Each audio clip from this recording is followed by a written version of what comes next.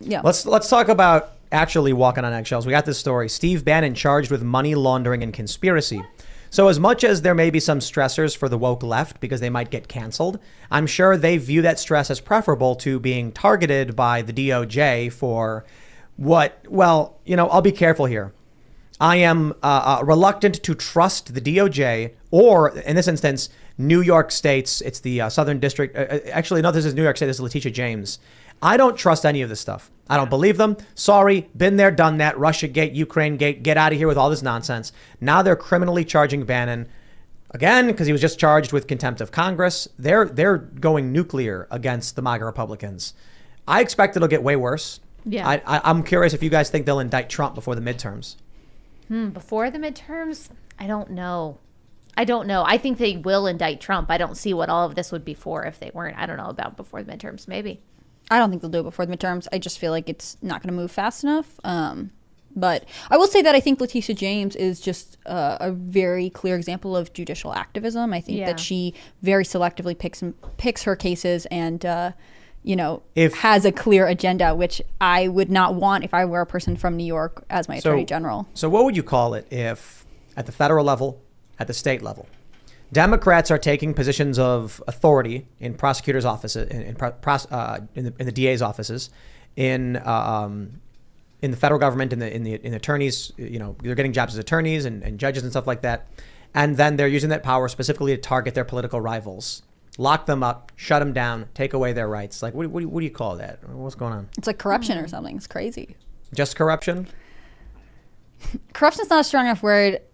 I think what is challenging for a lot of people is that this is part of strategic installment of sympathetic people at certain levels of government. So if people are interested in influencing elections, you could say you should run for office, but you could also say you should work at the polls, you should be in this county position, you should do whatever. And I think that the placement of prominent Democrats in offices of attorney general was something that most people wouldn't think to do because they think it should be a nonpartisan position, right? They don't think we should put someone who has a certain political agenda there. We should put someone who's a really good lawyer or really good at the law. I just mean. Would you call it fascism? No, it's not. It's not that. I mean, fascism is an element in authoritarianism. What we're seeing is that ideologically driven Democrat types are intentionally infiltrating these offices, like the Soros prosecutors, to get their people out of jail and to put their opponents in jail. It is some kind of subterfuge. Yeah, it's a subversive cronyism, maybe. Yeah. I mean, but it's. I don't want to say civil war. I know everybody's getting ready to drink because it's not quite there, but it's something close to that, where a political faction is weaponizing the government to shut down their political opponents, and their political opponents are just sitting there and taking it. Well, on MSNBC the other day, a commentator said the Civil War may have already started. That's right. Now, they didn't really specify exactly what they meant by that. They were commenting on Biden's speech, but that's a little frightening. Only one side is really fighting. Exactly, and that's the funny thing.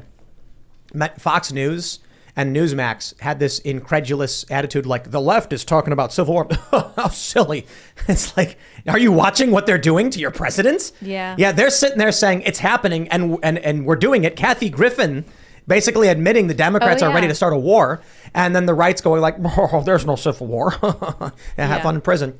But I guess the good news is we'll be gulag cellmates. So.